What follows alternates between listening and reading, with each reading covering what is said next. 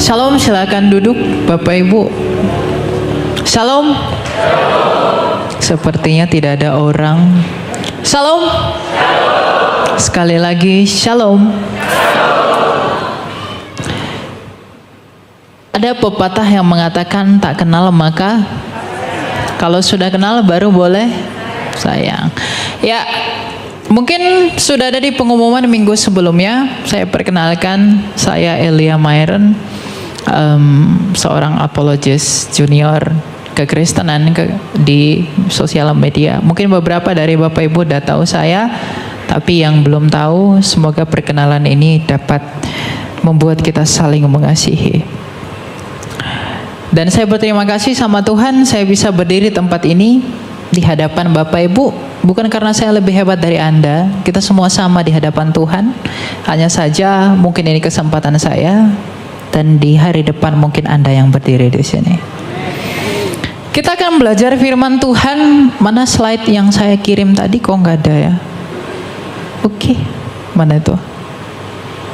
Ya, kita ambil dari Yohanes 10 ayat 17 yang berbunyi, Bapa mengasihi aku oleh karena aku memberikan nyawaku untuk menerimanya kembali. Sekali lagi, Bapa mengasihi aku oleh karena aku memberikan nyawaku untuk menerimanya kembali. Dan ayat ini saya beri judul Injil Natal menuju salib Raja Mesias. Bapak Ibu yang terkasih, Kristus dengan bangga mengatakan bahwa Bapa mengasihi aku oleh karena aku memberikan nyawaku dan untuk menerimanya kembali. Apakah Anda tahu apa alasan sang Bapa begitu mengasihi firman-Nya yang hidup yang Ia sebut sebagai anak? Karena Yesus Kristus adalah firman-Nya yang hidup, yang sejak kekal berdiam di dalam Dia. Yesus Kristus itu adalah gambaran Allah. Dia adalah stempelnya Allah, di mana seluruh semesta itu bisa dikenali kepada Allah melalui Dia. Bukankah kitab suci telah mencatat, berfirmanlah Allah maka jadilah terang, berfirmanlah Allah jadilah segala sesuatu. Artinya Allah sang Bapa menjadikan segala sesuatu itu oleh firman yang berdiam di dalam Dia. Maka ketika Anda melihat semesta yang begitu agung, Anda melihat karyanya yang luar biasa, tentu puji-pujian datang dari mulutmu memuliakan namanya. Tapi apakah engkau tahu bahwa ternyata Tuhan menjadikan segala sesuatu oleh firman-Nya yang hidup. Dan firman itulah Yesus Kristus. Firman itu telah menjadi manusia dan dinyatakan sebagai anak tunggal Bapa, penuh kasih karunia dan belas kasih. Dan sebentar lagi kita akan merayakan perayaan Natal. Kita akan menyambut kabar sukacita. Kabar sukacita Natal, di mana kita akan menyambut kelahiran firman hidup itu. Dan Kristus mengatakan, Bapa mengasihi aku oleh karena aku memberikan nyawaku. Tapi sebelumnya juga Kristus berkata, ya Bapa, permuliakanlah aku dengan kemuliaan yang kumiliki di hadiratmu sebelum dunia ini ada. Artinya apa? Sebelum Dia berinkarnasi ke dunia ini, Dia sudah dikasihi Bapanya sejak kekal. Selain daripada Dia telah dikasihi, tapi terlebih lagi Dia dikasihi oleh Bapanya karena Ia memberikan nyawanya melalui ketaatannya kepada sumbernya untuk memberikan nyawanya bagi dunia. Kenapa Ia memberikan nyawanya? Karena sebuah fakta yang menyakitkan bagi dunia. Ada Injil yang adalah kabar baik karena ada kabar buruk. Kabar baiknya adalah keselamatan telah ditimpakan ke seluruh dunia melalui Yesus Kristus. Kabar buruknya berarti ada kematian.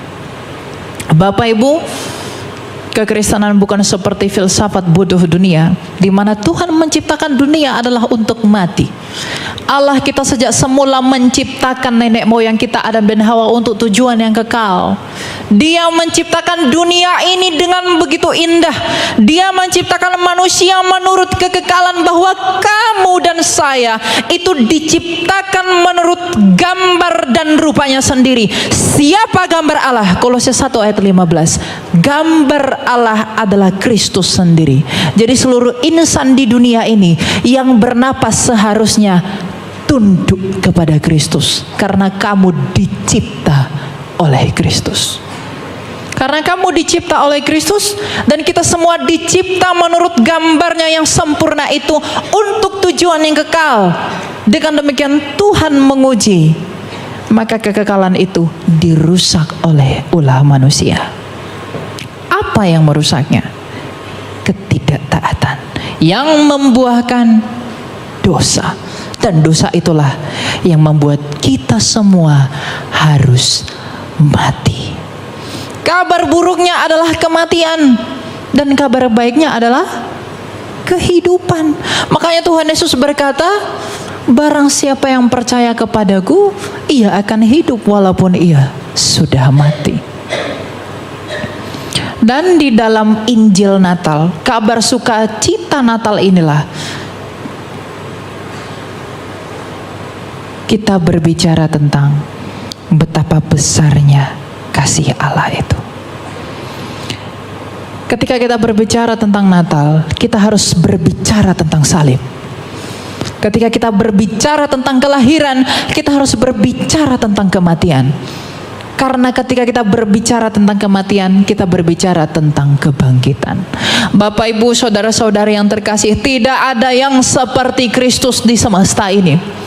Bahwa pada mulanya dia adalah firman yang hidup, yang datang dari Bapanya, yang menyatakan kasih Bapanya, bahwa kita bisa melihat kemuliaan Allah di dalam dirinya, dan apa yang ia jadikan dan nyatakan menurut kehendak sumbernya.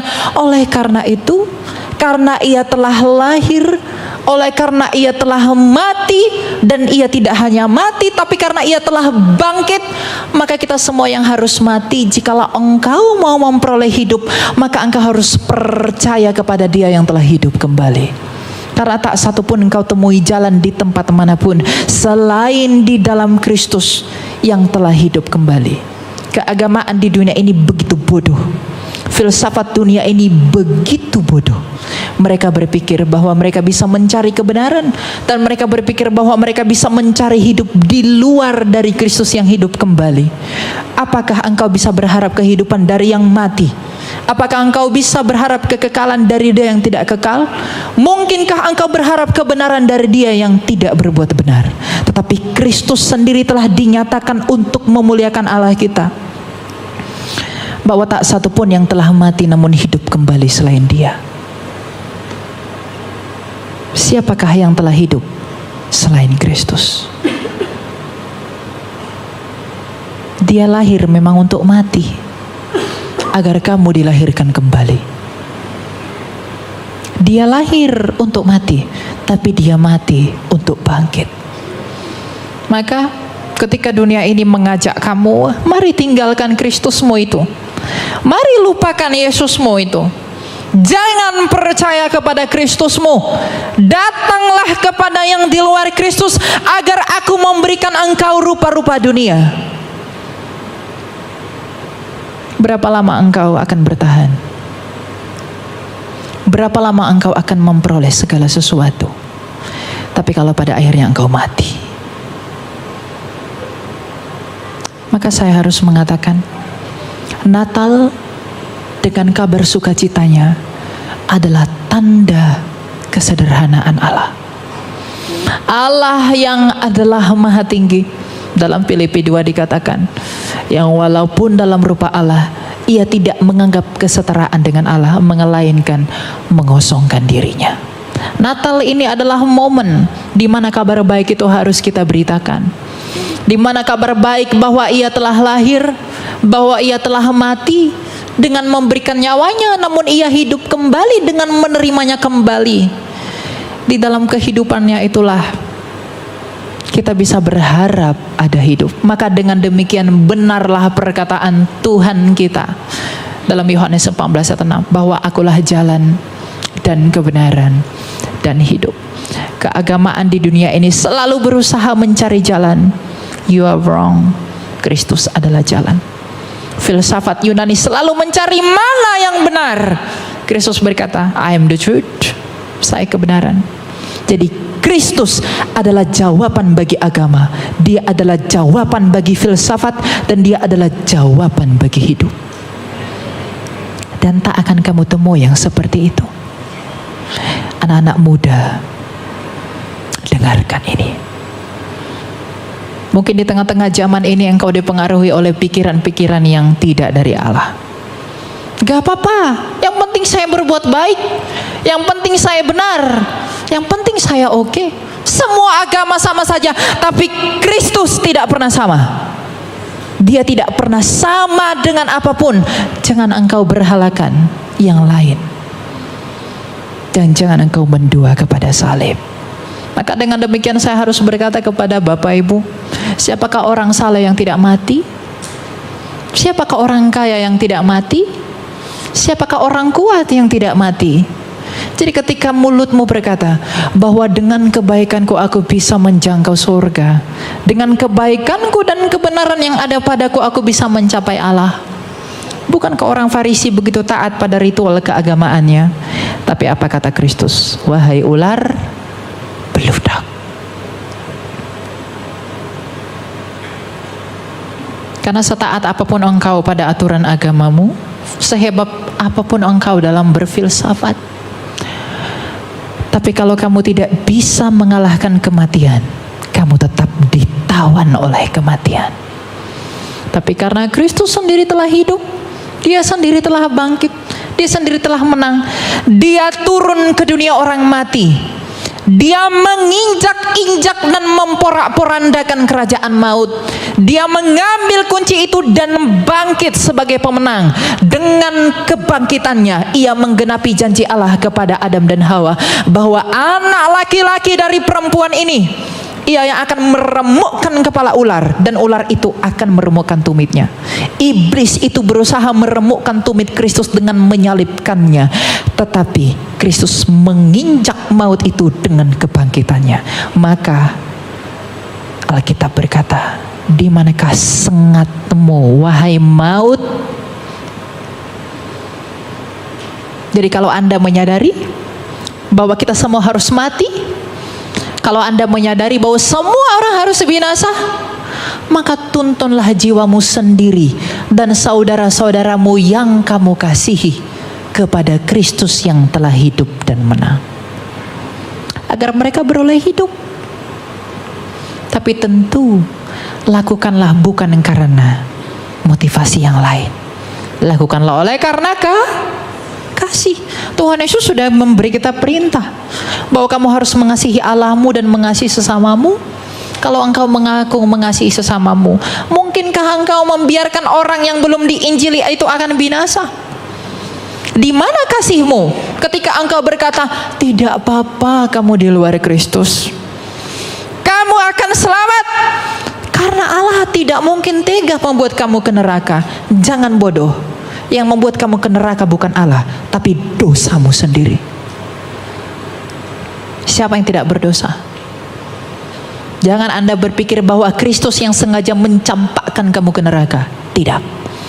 Tapi dosa-dosamu lah yang menyeret jiwamu ke alam maut. Dan Kristus datang untuk mengalahkan maut itu. Dan ketika kamu percaya kepada Dia, maka kamu dibebaskan karena Dia telah menang atas maut.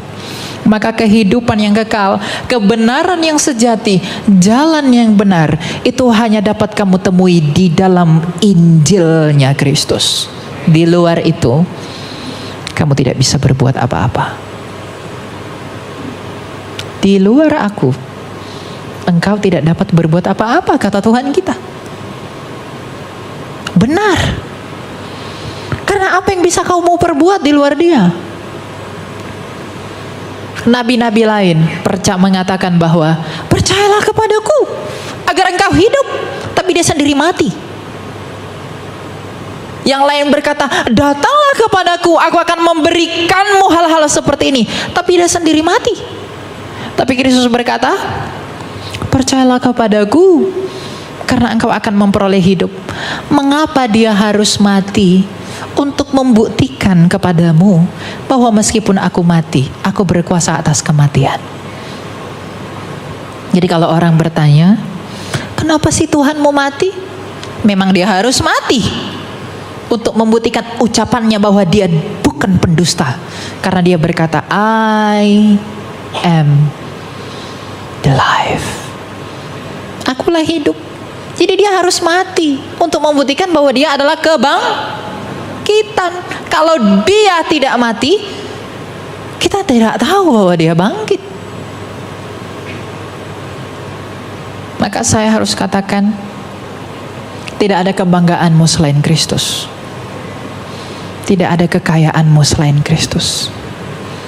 Salibnya Kristus, Injilnya Kristus adalah kekayaanmu.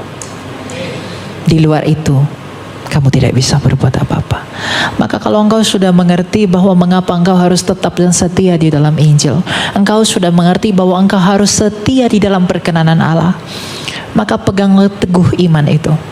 Jangan lepaskan, ajarkan itu kepada anak-anakmu, ajarkan itu kepada pasanganmu. Bawalah saudara dan sahabat karibmu agar ia juga mengecap karunia keselamatan itu sama seperti engkau telah mengecapnya. Agar apa? Agar engkau bisa memperoleh hidup yang kekal di langit bumi baru kelak. Kita dapat bertemu dalam kerajaannya yang penuh sukacita. Anda jangan berpikir bahwa di dunia yang berdosa ini adalah tujuanmu hidup. Memang sejak semula engkau dicipta di tempat ini, tapi bukan di tempat dalam keadaan yang berdosa, tapi dalam keadaan yang tidak berdosa. Maka karena Allah itu bukanlah Allah yang gagal, Dia menciptakan manusia untuk tujuan yang kekal dengan kondisi yang suci, tetapi ketidaktaatan manusia menajiskannya. Maka ketika Dia mencipta manusia oleh karena kasih, Dia memulihkan manusia melalui Yesus Kristus juga dengan kasih. Maka Dia menutupnya juga dengan kasih, karena Allah adalah kasih. Allah adalah kasih. Jadi jangan katakan, kenapa harus melalui Yesus? Kenapa tidak ada jalan lain? Mengapa hanya oleh karena Kristus? Yang Dia berikan itu yang paling berharga baginya, anaknya sendiri yang di dalam Dia, yang Dia hadiahkan bagi kamu. Dia tidak memberikan satu, Dia memberikan segalanya bagi kamu. Karena kamu dicipta menurut gambarnya Dia, maka kamu dipulihkan pun oleh gambarnya Dia. Untuk tujuan apa? Agar kamu segambar dan serupa dengan Dia di langit bumi baru. Jadi Bapak Ibu dan anak-anak muda secara khusus, di zaman ini engkau tidak dipanggil untuk berleha-leha di dunia ini. Engkau dipanggil untuk menjadi alat bagi pemberitaan Injil. Di dalam karirmu, di dalam bisnismu, di dalam pekerjaanmu, di dalam apapun yang kamu lakukan, Injil Kristus harus engkau beritakan melalui buah-buah hidupmu. Engkau harus menunjukkan, dan kemanapun engkau pergi, apapun yang kau lihat betapa besar dan megahnya dunia ini, betapa hebatnya seseorang di sana, betapa kerennya orang di sana, engkau harus memiliki perasaan dalam hatimu bahwa salib itu yang membuat aku hidup. Salib itu yang menjadi kebanggaanku kemanapun kamu pergi. Engkau jangan tergoda dengan pengajaran-pengajaran bodoh dunia. Saya harus mengatakan bodoh. Kenapa? Karena kebodohan bagi dunia adalah hikmat bagi Allah.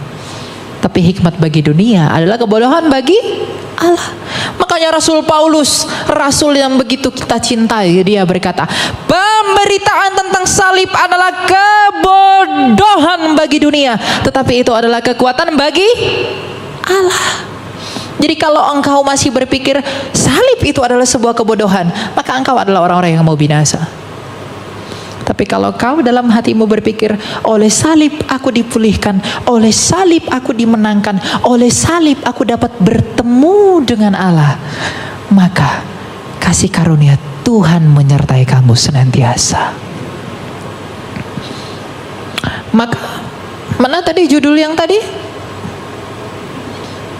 Injil Natal, sukacita, kabar baik Natal, kelahiran Natal itu harus pergi menuju salib Raja Kristus.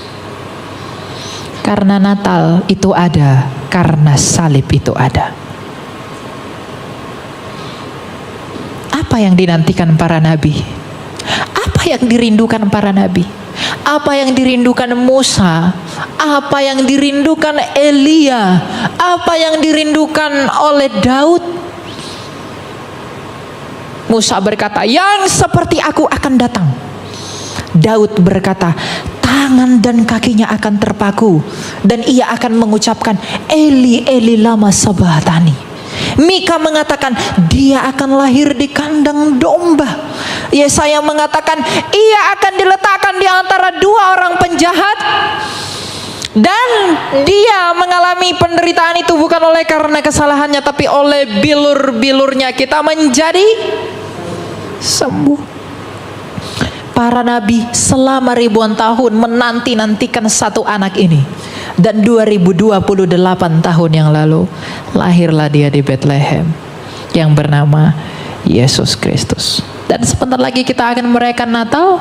Natal itu bukan tradisi pagan, Natal itu tradisi sorgawi. Karena yang pertama kali merayakan Natal adalah malaikat. Karena kelahirannya adalah sukacita bagi dunia.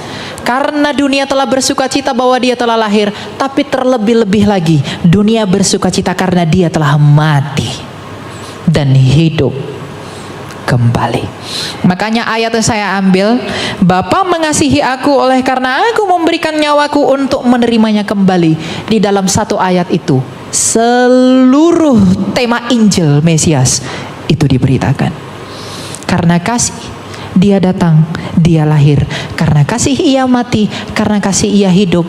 Maka karena kasih kita dipulihkan di dalam hidup itu. Jadi jangan saya temui di tempat ini Bapak Ibu yang belum sungguh-sungguh percaya kepada Kristus. Sungguh-sungguhlah percaya kepada Kristus. Karena tanpa dia kita bukanlah apa-apa. Cintailah Kristus dengan segenap hatimu. Kristus adalah Raja dan tidak ada suatu apapun di semesta ini di mana Kristus bukanlah rajanya. Dia adalah penguasa segala sesuatu. Kristus berkata dalam Matius 28 ayat 17-18 bahwa segala kuasa di sorga dan di bumi telah diberikan kepadaku. Sang Bapa yang Maha Kuasa itu telah menyerahkan kepenguasaan dan ketuhanan itu kepada Kristus yang adalah firman-Nya. Maka di hari pengadilan kelak, ketika dia menghakimi, dia mengenali dan memeteraikan engkau bahwa ia adalah hakim tetapi sekaligus adalah pembelamu. Maka tidak ada kebinasaan bagi kita. Dan jangan kecap itu sendirian. Bagikanlah Injil ini. Kita semua dipanggil jadi saksi, bukan? Siapa yang di sini dipanggil berleha-lehalah kau di dunia ini? Bahkan ketika Tuhan menciptakan kita, engkau disuruh dalam Kejadian 1 ayat 28 itu apa? Berkuasalah atas bumi ini, beranak cuculah, penuhilah seluruh bumi. Kita menjadi penguasa atas bumi ini. Tapi karena dosa ada, maka dosa yang menjadi penguasanya. Maka agar kembali pada keadaan yang semula, saya pikir ada ayatnya di belakang. Percayalah kepada Dia. Allah memberkati mereka, lalu Allah berfirman kepada mereka, beranak cuculah dan bertambah banyak, penuhilah bumi dan taklukkanlah itu, berkuasalah atas ikan-ikan di laut dan burung-burung di udara dan segala binatang dan merayap di bumi. Penguasa itu artinya Tuhan. Jadi dia bahasa Yunani kurios. Jadi kita memang adalah penguasa di bumi ini sejak semula. Karena memang kita dicipta di sini. Tapi dosa itu telah merusak segala sesuatu. Tetapi salib Kristus Injil Kristus telah memulihkan segala sesuatu. Karena ia telah berkata di kayu salib, tete lestai, sudah selesai.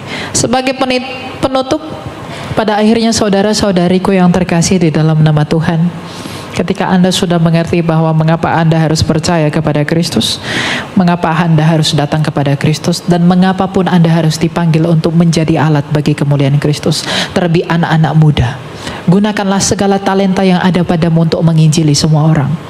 Injililah semua orang di dalam apapun yang kamu miliki.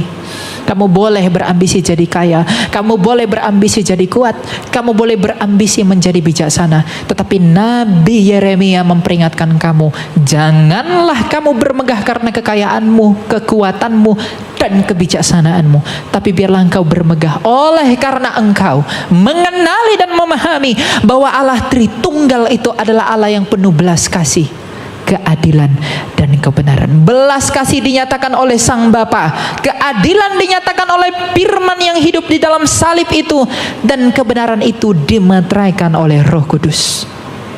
Maka di dalam kepenuhan Allah Tritunggal, engkau mengenali siapa Allah yang sejati.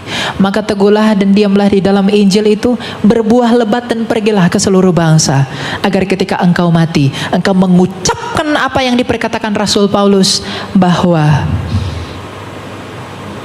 hidupku adalah Kristus dan matiku adalah keuntungan. Aku mengatakan hal ini kepada Bapak Ibu bukan karena aku sendiri telah sempurna di hadapan Allah. Aku adalah orang berdosa, sama seperti engkau adalah orang berdosa. Mungkin aku juga adalah orang yang paling berdosa daripada engkau yang duduk di sana. Tapi mengapa aku harus menyatakan ini? Aku menyatakan ini agar di dalam keberdosaanku lah kemuliaan Allah dinyatakan.